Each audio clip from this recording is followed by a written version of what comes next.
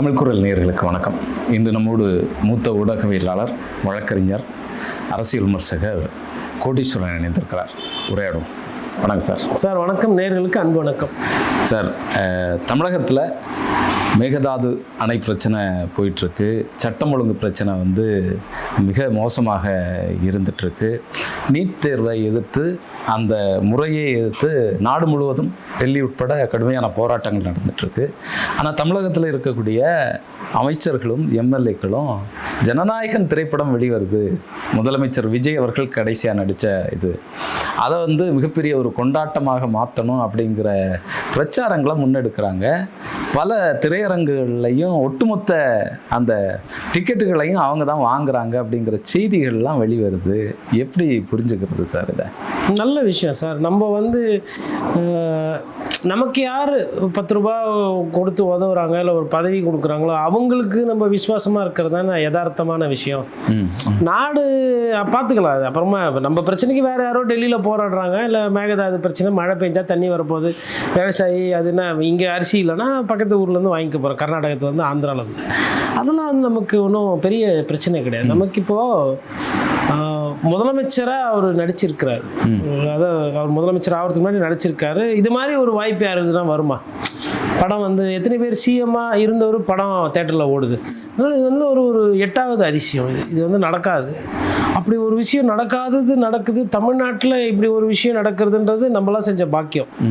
அதனால் இந்த எம்எல்ஏக்கள், கட்சிக்காரர்கள் அவங்கெல்லாம் கிட்டத்தட்ட ஒரு 100 நாள் வேறு எதுவுமே செய்யாமல் இந்த 100 நாள் இந்த படத்தை ஓட்டி, அதாவது 100 நாள்லாம் படம் இப்போ ஓடுறது கிடையாது. ஆனால் ஒரு 100 நாள் ஓட்டி விஜயண்ணாவை சந்தோஷப்படுத்துறதுக்கும், இந்த ஜனநாயகம் படம் வெற்றி பெற்றாவே ஜனநாயகம் வெற்றி பெற்ற மாதிரி அப்படி ஒரு தொலைநோக்கு பார்வையில் அவங்க செயல்பட்டாங்கன்னா தமிழ் மக்கள் ரொம்ப சந்தோஷப்படுவாங்க. நெஞ்சால் எப்பா உங்களுக்கு ஓட்டு போடுறதுக்கு ரொம்ப நன்றிப்பா அப்படின்ற ஒரு மன சந்தோஷம் அவங்களுக்கு வரும். அது மாதிரி தான் இவங்க அமைக்கிறாங்க அதை. அதனால் அது அப்படி தான் போகுது. இதில் நம்ம கருத்து சொல்லி ஒன்றும் மாற போகிறதில்ல. அதனால் அவங்களுக்கு வாழ்த்துக்கள் சொல்லிட்டோன்னு வச்சுக்கோங்களேன், அவங்களோட பாதையில் நம்ம தேவையில்லாமல் குறுக்க போகிற மாதிரி இருக்காது. அவங்க எல்லாமே ஒரு தொலைநோக்கு பார்வை கொண்டவங்க. இஸ்ரோவில் விஞ்ஞானிகள் பற்றாக்குறையாவது, அடுத்த தலைமுறைக்கு படிப்பில் எதனா சொல்லி கொடுக்கணுமா கொள்ளமா, இந்த மாதிரி பிரச்சனைகள் ஆரம்பித்து, விவசாயிகள் பிரச்சனைகள், மேகதாது பிரச்சனை, நீங்கள் சொன்ன மாதிரி எல்லாமே வேறு யாருன்னா பார்த்துக்குருவாங்க. இப்போ பத்திரிகையாளர்கள், விமர்சனம் பண்ணுறவங்க, இல்லை அரசியல்வாதிகள், அவங்க பார்த்துக்குவாங்க. நம்ம ஆளுங்கட்சியில் விஜயண்ணாவோட அந்த பிம்பம், விஜயண்ணாவோட அந்த படம், விஜயண்ணாவோட அந்த அரசியல், அதுக்கு ஒரு தேய்விரை விடக்கூடாது. அதை காப்பாற்றணும், அதை மென்மேலப்படுத்தணும். அதுதான் அந்த கட்சியினுடைய கொள்கை. ஸோ அந்த கட்சி அந்த கட்சியினுடைய கொள்கையை காப்பாற்றுறதுக்கு போராடுது. அப்படி ஒரு கொள்கை சார்ந்த ஒரு அரசியல் அவங்க செய்யும்போது நம்ம போய் அவங்கள சினிமா தேட்டரில் டிக்கெட்டு விற்க வாங்காதீங்க, படம் பார்க்காதீங்க, படத்தை ஒரு வெற்றி விழாவாக மாற்றுங்க அப்படின்னு நம்மளாம் அது தப்பாக சொல்லணும்னா, நம்ம அவங்க சார் அவங்களோட கனவு மிகப்பெரிய கனவு சார். அது இப்போது ஸ்பெயின் எப்படி ஃபுட்பாலில் ஜெயிச்சப்போ அவங்க ஸ்பெயின் நாடே ஒரு சந்தோஷத்தில் இருக்கு. அந்த மாதிரி ஒரு சில விஷயங்களை நோக்கி அவங்க போகிறாங்க. இப்போ எப்படி அமெரிக்கா வல்லரசாகி உலகம் பூரா ஆதிக்கம் செலுத்துது, அந்த மாதிரி விஜயண்ணாவை அப்படி பெருசாக ஆக்கினா நாளைக்கு பிரதமர் ஆவார். அவர் தேவைப்பட்டால் அமெரிக்கா நாட்டுக்கு கூட எதனா எக்ஸ்ட்ரா விஷயங்கள்லாம் கூட பண்ணி கொடுப்பார். அதனால் அதற்கெல்லாம் இந்த மாதிரி படங்களை ஓடி பிரபலப்படுத்தி அவர் ஒரு பெரிய சர்வதேச அளவில் ஒரு அரசியல் திறனாய்வாளராக காட்டுவதற்கு உண்டான ஒரு அடித்தளம். இது நம்ம சாதாரண அரசியல் விமர்சகர்கள் கண்ணுக்கு இது நம்ம புரியாது. அது பூத கண்ணாடி போட்டு ஒரு தொலைநோக்கு பார்வையில் நீங்கள் பார்த்தீங்கன்னா தான், இப்போ ஜனநாயகன் படம் வெற்றி பெற்றாக்கு அது பெருசாக ஆனார்னா கூட விஜயண்ணா நினைச்சா நீட் தேர்வை ரத்து பண்ண முடியும். அப்போ விஜய் சாருக்கு அந்த அந்த அந்த பலம் வருவதற்கு அந்த பவருக்காக இப்போ சம்டைம்ஸ் இப்போ ஒரு சிலர் பூஜை பண்ணுவாங்க. அவங்க என்ன சொல்லுவாங்க, இதோ நான் சும்மா ஏதோ எலுமிச்சம்பழம் வச்சுன்னு இதெல்லாம் வச்சு பூஜை பண்ணுறேன்னு நினைக்காத, பவர் ஏற்றிட்டு இருக்கிறேன். அந்த பவர் வந்ததுன்னா அந்த பவர் தீயது எல்லாத்தையும் அடிச்சிரும் அப்படின்னு சொல்கிற மாதிரி ஒரு சில மந்திரவாதிகள்லாம் நீங்கள் போனீங்கன்னா சொல்லுவாங்க, இதை பண்ணு அதை பண்ணு அப்படி. அவங்க பார்த்தா தெருமணியில் உட்காந்து கிட்டத்தட்ட யாசகம் வாங்கிட்டு இருக்கிற மாதிரி நிலமை இருக்கும். ஆனால் யாருன்னா ஐடியா போய் கேட்டாங்கன்னா, இதை பண்ணு, இதை மாட்டிங்க, இந்த மாலையை மாட்டிங்கன்னா உன் வாழ்க்கையே மாறிவிடும் அப்படின்னு. சரி சாமி, இதை விற்கிற உன் வாழ்க்கை ஏன் சாமி மாறல அப்படின்னா பதில் கிடையாது. அந்த மாதிரி இது பவர் ஏற்றுற ஒரு ஈவெண்ட்டு. விஜய் சாருக்கு பவர் ஏற்றுறாங்க. பவர் ஏற்றி ஜனநாயகம் படம் இப்போ பாகுபலி 3 பயங்கரமாக போயிடுச்சு. அந்த மாதிரி இல்லை ஜெயிலர் படம் கலெக்ஷன் எல்லாம் இது பண்ணிச்சும் போது மிச்சவங்க எல்லாமே விஜய் அண்ணா கிட்ட வர முடியாது. அதுக்காக தான் அவ்வளவும் நடக்குது. இப்போ ஒரு திரைப்படத்துறையிலேருந்து தான் இவர் அரசியலுக்கு வந்தார். அரசியலில் வந்த பிறகே இவர் வந்து நடிப்பை விடலை அப்படிங்கிற விமர்சனங்கள் வந்து வச்சிட்ருக்குறாங்க. இப்போது ஏற்கனவே ஜனநாயகன் திரைப்படம் லீக் செய்யப்பட்டது, வெளியிடப்பட்டது. அதில் அந்த கடைசி காட்சிகளை எல்லாம் மாற்றிருக்கிறதாக சொல்கிறாங்க. ப்ரமோஷன் பண்ணுறாங்க, அந்த திரைப்படத்துக்கான ப்ரமோஷன். அதில் வந்து சட்டமன்றத்தில் வந்து கை செய்கை பண்ணார்ல, அதெல்லாமே வந்து வச்சுருக்குறாங்க. அதுதான் சார். இது வந்து இப்போது நீங்கள் விளாடிமிர் புட்டின் எடுத்திங்கன்னா குதிரையில் இப்படி வந்து சொக்கா இல்லாமல் இந்த குளிரில் வந்து குதிரை மேலே போகிற மாதிரி ஒரு காட்சி இருக்கும். அப்போது அதேமாதிரி பெரிய பெரிய பிரபலமான பிளேயர்கள்லாம், ஃபுட்பால் பிளேயர்லாம் பார்த்தீங்கன்னா ஐஸ் கட்டிக்குள்ளே இருந்து அப்படியே உட்காந்துருக்கிற மாதிரி காட்சிகள் வரும். அந்த மாதிரி அதுதான் விஜய் சாரை வந்து சர்வதேச ஒரு தலைவராக காட்டுவதற்கு உண்டான முயற்சிகள்லாம் இந்த படத்தில் இருக்குது. இந்த செய்கை இப்படி பண்ணுறாரு இல்லைங்களா, இது வந்து இனிமேல் வந்து சர்வதேச அளவில் போயிடும் இந்த செய்கை. இப்படின்னா வந்து விஜய் அண்ணா ட்ரேட்மார்க் நம்ம. அப்போ நம்ம இப்போ பழைய காலத்தில் புராணத்தில் கேட்டிருக்கோம் இல்லைங்களா, முகலாய பேரரசு, சந்திரகுப்த மௌரியா, அப்புறம் கரிகால் பெருவளத்தான், அப்புறம் வின்ஸ்டன் சர்ச்சில், அந்த மாதிரி எடுத்துன்னு போகிற முயற்சி தான் இது நடக்குது. அதனால தான் நான் இந்த படத்தை பற்றி நீங்கள் குறைத்து மதிப்பிடாதீர்கள், இதுக்கு பின்னாடி ஒரு பெரிய அரசியல் இருக்கிறது, சர்வதேச அரசியல் இருக்குது. நாளைக்கு வந்து இப்போ இது பாப்புலர் ஆகி போச்சுன்னா நாளைக்கு வந்து உங்களுக்கு இஸ்ரேல் போகிற கூட நிறுத்துகிற ஒரு கெப்பாசிட்டி வரும். ஏன்னா இன்ஸ்டா உலகம் இது. அதனால் பிரபலம் ஆகிறதுக்கு உண்டான வேலை நிறைய செய்கைகள் இருக்கும். இப்போ பேரவைத் தலைவர் கூட அந்த செய்கை அனுமதிச்சிட்டார்ல சட்டமன்றத்தை, ஏன் அவர் நிப்பாட்டல? ஆமாம், ஏன்னா அவங்களுக்கு தெரியும் இது வந்து ஒரு சர்வதேச செய்கையாக மாறப்போகுது இது அப்படின்றது தெரியும். இப்போ டாக்லெஸ் ஒர்க் மோர் இல்லை, இதுதான் அந்த ஒர்க் மோர். இப்படி கை காட்டுறது தான், இதைத்தான் யாராக இருந்தாலும் உங்களை வந்து முடிச்சு விட்டுருவாங்க. இதுதான் ஒர்க் மோர், டாக்லெஸ் ஒர்க் மோர். அதெல்லாம் ஒரு நிறைய கணக்குகள் இருக்குது. இப்போ நிறைய பேர் என்னென்னா படத்தில் ஒரு காட்சி, காரில் வந்து CM 2026ன்னு இருக்குது, அது வச்சுட்டீங்க, இவர் சிஎம் ஆகிட்ட உடனே அன்றே கணித்தார் இயக்குனர், அன்னைக்கே இவருக்கு தெரியும். சத்தியமாக மனசாட்சியோடு சொல்லுங்க, இவர் ஜெயிப்பார் நீங்கள் நம்பியா அதெல்லாம் வச்சுங்க, காட்சி வச்சுங்க, அது அப்படியே உண்மையாக போயிடுச்சு, அதுக்குன்ட்டு இப்படியா உருட்டுறது.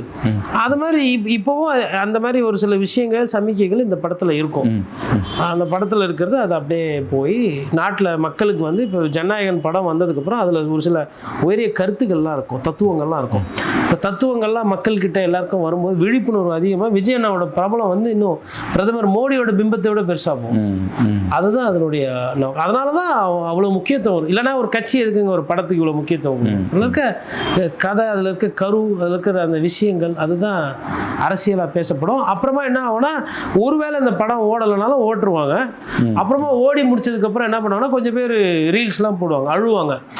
இவ்வளோ நல்லா நடிக்கிறீங்க ஆனால் நீங்கள் வந்து இப்படி போகக்கூடாது, முதல்வராக இருந்தாலும் மேபி இன்னும் ஒரு படம் 2 படம் நடிங்க, எங்களுக்காக இதையும் பண்ணணும், நீங்கள் வந்து இந்த மாதிரி வந்து ஒரு கருத்துள்ள விஷயங்கள்லாம் உங்களை விட்ட ஆள் கிடையாது. அதுவும் ஒரு சில பேர் பார்த்திங்கன்னா வரும் காட்சிகள், படம் நல்லா இருக்கும் நல்லா இல்லையோ அதெல்லாம் என்னத்துக்கு ரெடியாக இருக்கும். ஏன்னா தமிழ் சமூகத்தோடனுடைய எல்லா பிரச்சனைகளுக்கும் இப்போ நம்ம எப்படி திருக்குறள் சொல்கிறோம், திருக்குறள் வந்து எல்லா பாலுமே இருக்குதுல்ல, அறம்லேருந்து ஆரம்பித்து ஏமாத்துறது, அரசன் எப்படி இருக்கணும், காடு எப்படி இருக்கணும், எல்லாமே இருக்கும். அந்த மாதிரி இன்றைக்கி நவீன மக்களுக்கு இருக்கக்கூடிய பிரச்சனைகள், வாழ்நாள் பிரச்சனைகள், அரசியல் தத்துவம், பொருளாதாரம் எல்லாமே ஜனநாயகன் படத்தில் இருக்குது. அதனால தான் அந்த படத்தை வந்து பெருசாகிறதுக்கு முயற்சி பண்ண தமிழக மக்கள்லாம் அதை பார்த்து. அது நீ படம் பார்க்காம விட்டிங்கன்னா வரலாறு பிழை ஆகி போயிடும். எப்படி நம்ம இப்போ சோழர்கள் அப்படின்னமோ நம்ம கரிகால் பெருவளத்தை நம்ம தாத்தான் பெருமை பேசுகிறோம், கங்கை கொண்ட சோழபுரம் கட்டினாரு, டேமு கட்டினாரு, காவேரி அணை கல்லணை கட்டினாருன்னா, அந்த மாதிரி ஒரு 1000 வருஷத்துக்கு அப்புறம் வரலாறு பேசும்போது தமிழ்நாட்டினுடைய தலை சிறந்த முதலமைச்சராக அண்ணன் ஜோசப் விஜய் இருந்தார். அவரோட பெருமை பாராட்டுறதுக்குன்னு ஜனநாயகன் படம் பேரை பாருங்க எப்படி வச்சிருக்கிறான் அந்த காலத்தில். அப்போவே ஜனநாயகத்தின் மீது அவருக்கு நம்பிக்கை இருந்திருக்கு. இல்லைங்க கரூரில் ஓடி போயிட்டாரான்னா அதெல்லாம் வராது, வரலாறுல அதெல்லாம் எடுத்துடலாம். நம்ம இது மாதிரி ஒரு விஷயத்தை பாதுகாக்கிறது ஈஸி இல்லையா, நமக்கு வேணுன்ற மாதிரியே வச்சு அதெல்லாம் பார்த்துட்டு 22ஆம் புலிகேசி மாதிரி அதான் அது எப்படியோ அந்த மாதிரி அந்த ரேஞ்சில் வந்து அதை வச்சு ஓட்டிடுவாங்க. அதுதான் அது நோக்கம். இந்த எலெக்ஷனுக்கு முன்னால் நடந்த கேம்பெயின் குழந்தைகளில் வச்சு ரீல்ஸ் எல்லாம் போட்டாங்க. இப்போ இந்த திரைப்படத்துக்கு கூட விஜய் அண்ணாவை எந்த அளவுக்கு நீங்கள் ஒடுக்குவீங்க? சர்டிஃபிகேட் கொடுத்துட்டீங்களே, எங்கள் குழந்தைகளை கூட்டிகிட்டு போய் பார்க்க முடியாத அளவுக்கு இப்போவும் அவர் முதல்வரான பிறகு இந்த அட்டூழியத்தை செய்வீங்களா அப்படின்னு சொல்லி ரீல்ஸ் போட்டுருக்காங்க குழந்தைகளை வச்சுட்டு. எப்படி? அதாவதுங்க, இப்போ சர்டிஃபிகேட்னா என்ன? ஒன்று வன்முறை அதிகமாக இருக்கும், இல்லை வன்முறை, இல்லை ஆபாசம், இல்லை ஒரு தனிப்பட்ட இருக்கக்கூடிய அறை காட்சிகள் மாதிரி இருக்கும். இந்த மாதிரி விஷயங்கள் இருந்தால் தான் ஏ சர்டிஃபிகேட். அப்போ இது மாதிரி ஏதோ ஒரு விஷயம் அதில் இருக்குது. அது இளைஞர்கள் கூட பார்க்கலாம், டீனேஜுக்கு மேலே இருக்கிறவங்க பார்க்கலாம், 18 வயசுக்கு மேலே இருக்கிறவங்க. ஆனால் குழந்தைகள் வந்து வன்முறையோ வன்மத்தையோ ஆபாசத்தையோ இல்லை அரை நிர்வாணமாக இருக்கிற காட்சிகளையோ பார்க்கக்கூடாதுன்றது கருத்துன்றதை தாண்டி அது வந்து அரசினுடைய சட்டம், ஒரு கொள்கை ரீதியாக எடுத்த முடிவு. ஆட்சியாளர்கள் வந்து இது குழந்தைகளுக்கு இந்த மாதிரி விஷயங்கள் கொடுத்தா மனநிலை பாதிக்கப்படுன்றதுனால தான் இருக்குது. இது கூட புரியாமல் வந்து நீங்கள் வந்து இப்படி ஒரு கருத்தை சொன்னால் எடுத்தவனை விட்டுட்டு சர்டிஃபிகேட் கொடுத்தவனை, இப்போ உதாரணத்துக்கு இப்போ நான் வீடு கட்டுறேன். நான் வீடு கட்டும்போது என்ன பண்ணுறேன்னா 3 அடுக்கு பர்மிஷன் வாங்கிட்டு நான் 5 அடுக்கு கட்டிட்டு பால்கனியை வந்து ரோட்டில் ஒரு 10 அடி வளர்த்துட்டு அப்புறம் கார் பார்க்கிங் இடம் விட்றேன்னு சொல்லிட்டு கார் பார்க்கிங்கே விடாமல் நான் கட்டிட்டு சிஎம்டிஏல இது தப்பான பில்டிங்னு அவன் சொல்ல, இல்லை அவன் அதுக்கு ஒரு சர்டிஃபிகேட் கொடுக்க, அவங்கள போய் திட்டினா எவ்வளோ வன்மமானது இது. ஏ சர்டிஃபிகேட் வரக்கூடாதுன்னா ஏ சர்டிஃபிகேட் வராமல் படம் தரவாக எடுக்கணும். அந்த அறிவு இருக்கணும் ஃபஸ்ட்டு. நீங்கள் ஏ சர்டிஃபிகேட் வரா மாதிரி படத்தை எடுத்துட்டு அப்புறம் ஏ சர்டிஃபிகேட் கொடுத்தாங்கன்னா எப்படி? இப்போ இந்த படத்துக்கு ஏ சர்டிஃபிகேட் கொடுத்துருந்தாங்கன்னா நீங்கள் சேலஞ்சு பண்ணலாம். எந்த அடிப்படையில் இதுக்கு ஏ சர்டிஃபிகேட் கொடுத்தேன்? இப்போ என் மீது வந்து நான் வந்து ஒரு ஒரு ஒரு இப்போ நான் அரசில் ஊழியராக இருக்கிறேன். என் மீது வந்து அபாண்டமாக இவர் வந்து 50 லட்ச ரூபா சொத்து சேர்த்துட்டாருன்னு ஒரு வழக்கு தொடர்றாங்கன்னா அப்போ நான் வந்து சொல்லணும் இல்லையா, எந்த முகாந்தரத்தில் சொன்னீங்க, எதுன்னு எதை ப்ரூவ் பண்ணுங்கன்னு நான் கேட்பேன். இல்லை அவங்களாச்சும் என் மீது புகார் சொல்கிறவங்களாச்சும் அதை குறியிட்டு காட்டணும். இப்போது இந்த படத்துக்கு ஏ சர்டிஃபிகேட் வந்திருக்குன்னா சம்மந்தப்பட்டவங்க ஏன் வந்து ஏ சர்டிஃபிகேட் இதுக்கு வராதுன்னு வழக்குக்கிட்ட போகலாமே, இல்லை அதை எதிர்த்து பத்திரிகையாளர்கிட்ட பேசிட்டோம், ஏன் பேச மாட்டேன்றாங்க? என்ன சொல்லணும்னா சப்ஜெக்ட் தெரியாமல் இந்த முட்டு கொடுக்குறவங்களோட பிரச்சனை இருக்கு இல்லையா, அதுதான். படத்தில் என்ன தன்மையோ அதுக்கேற்ற மாதிரி தான் சர்டிஃபிகேட் கொடுக்க முடியும். குழந்தைகள் பார்க்குற மாதிரி படத்தை எடுக்க உங்களுக்கு முடியல. உங்களுக்கு குழந்தைங்க கிட்ட ஓட்டு தான் கேட்க முடியும், குழந்தைங்க பார்க்குற மாதிரி ஒரு படம் கூட எடுக்க முடியல. அப்போ அந்த மாதிரி காட்சிகள் இருந்திருக்கு. அதெல்லாம் என்ன சொல்கிறது, இல்லை படம் ஓடணும் சார், குழந்தைங்களோட போய் பார்க்குறது இதுன்றது முக்கியம் இல்லை சார். அது வந்து வருமானத்துக்காக எடுக்கப்படுற ஒரு முயற்சி. பல தொழிலாளிகளோட உழைப்பு இருக்குது. இப்போ வருமானம் வரணும். விஜய் சார் வந்து 250 கோடி வரணும் சார். அவர் என்ன பண்ணுவார் பாவம், கஷ்டமாக இல்லை, அவருக்கு வேறு கடைசி படம், வருமானம்லாம் வரணும், அது போட்ட காசு வரணும், அப்போ தான் இது இருக்குது. ப்ரொடியூசர் கோச்சிக்க மாட்டார். அவர் டெல்லி சிறப்பு பிரதிநிதி வேறு ஆக்கி விட்டுட்டீங்க, நிறைய வேலைலாம் இருக்கும் இல்லைங்களா. அதனால் அதெல்லாம் ஜனநாயகன் திரைப்படத்தை சுற்றியே பெரிய சர்ச்சைகள் வந்து ஓடிட்டு இருந்தது. சர்டிஃபிகேட் கொடுக்காதது முதல், அதுக்கப்புறம் வந்து இந்த படத்தை கசிய விட்டது, அது பெரிய பிரச்சனைகள் ஓடிட்டு இருந்தது. அவரை மன்னிச்சு விட்டுட்டாங்க. அப்போ இந்த திரைப்படத்தை வச்சே ஒரு அஜெண்டா மேலும் செட் பண்ணி இங்கே தமிழக அரசியலில் வலுவாக மறுபடியும் நிற்க முடியும் அப்படிங்கிறத வந்து தாவேக்கா நம்புகிறதா, விஜய் அவர்கள் நம்புகிறாரா? இல்லை, நம்புறதை தாண்டி அதை வெற்றி பெற வச்சுட்டாங்கல்ல. பாஜக பண்ண ஒரே தப்பு, அந்த படத்தை அன்றைக்கே ரிலீஸ் பண்ணி விட்டுருந்தா பஞ்சாயத்தே கிடையாது. இந்த செய்கையெல்லாம் சேர்த்துருக்காங்களா இல்லை புதுசாக போட்டிருக்காங்களா, என்ன இது விஎஃப்எக்ஸா கிராஃபிக்ஸாக நமக்கு தெரியாது. படம் ஏதோ ஒரு படம் ரிலீஸ் பண்ணுறாங்க, பேச்சு உரிமையை பற்றி நம்ம பேசுகிறோம். பேச்சுரிமை இருக்கும்போது ஒரு படம் வரலான்னா வரலாம். அது வந்து ஆர்டிக்கிள் வந்து ஒரு கருத்தை சொல்லுவதற்கோ ஒரு படம் வந்து ஒரு கதையை எதிர்க்கிறதுக்கோ இருக்குது. எதுக்கெல்லாம் பயப்படுறதுன்னு இல்லாமல் அந்த படத்தை நிறுத்தினது உண்மைதான், அதில் தப்பு கிடையாது, மாற்றுக்கிறது கிடையாது. ஆனால் அதை வந்து எப்படின்னா, இப்போ உங்களுக்கு சொல்கிறது உதாரணத்தை சொல்லணும்னா, இப்போ நான் சைக்கிளில் வேகமாக வரேன், இல்லை நீங்கள் தான் சைக்கிளில் வேகமாக வரீங்க, நான் வந்து என்ன பண்ணுறேன், குறுக்க வந்து விழுந்துட்டேன், இல்லை நீங்கள் என்னை இடிச்சிட்டிங்க, ஏதோ ஒன்று வரேன், நீங்கள் பார்க்காம இடிச்சிட்டிங்க. நான் என்ன பண்ணுறேன், நீங்கள் என்னை இடித்தது சைக்கிளில் தான், நான் என்ன பண்ணுறேன், ஒரு 50 அடிக்கு உருண்டு போகிறேன், நானே உருண்டு போய் ஒரு பள்ளத்தில் ஊந்துடுறேன், நானே விழுந்துட்டு இருந்துச்சு. எவ்வளோ வேகமாக நீ வந்து இச்சிருந்தா நான் 50 அடி உருண்டு போய் பள்ளத்தில் ஊந்துருப்பேன். கையை பார்த்தியா, உள்ள கிட்னி எல்லாம் ஆடுது, எப்படி உள்ள இருக்கிற கிட்னி ஆடுது எனக்கு தெரியும், ஆனால் பாதிக்கப்பட்டவனா தான். இங்கேருந்து நெஞ்சு வந்து இங்கே வந்துச்சு 50 அடி உருண்டு போனதில். அப்புறம் நான் பள்ளத்தில் போய் இது பண்ணதில் என் கழுத்தெல்லாம் வந்து பிசிஞ்சிச்சு. எனக்கு நீ வந்து கூட்டின்னு போய் அப்போலோ ஆஸ்பத்திரியில் 5 கோடி ரூபாய்க்கு வைத்தியம் ஆகும், ஆனால் காசை என்கிட்ட கொடுத்துரு அப்படின்னு நான் உங்களை தொல்லை பண்ணனா எப்படி இருக்கும்? அந்த மாதிரி பண்ணிட்டாங்க இந்த ஜனநாயகன் படத்தை. படம் நிப்பாட்டி தானே வச்சாங்க. அதுக்கு இது ஜனநாயக படுகொலை, இது அது விஜயனா பார்த்து பயந்துட்டாங்க, எங்களெல்லாம் பார்த்து இது பண்ணிட்டாங்க, நாங்கள் இந்த நாட்டில் இருக்கக்கூடாதா, ஓடி போயிடுறதா, ஒப்பாரியாக வச்சு முதலமைச்சரே ஆகிட்டீங்க. திமுகவினுடைய சதி வேற இருந்ததுன்னு சொல்லி திமுக சதி, பாஜக சதி, சர்வதேச பின்னணி, RSS சித்தாந்தம், அமெரிக்காவில் உட்காந்து பிளான் பண்ணாங்க. சதி கோட்பாடு கலப்பி விட வேண்டியதை என்ன. அதனால தான் சொல்கிறேன், சைக்கிள் கதை மாதிரி.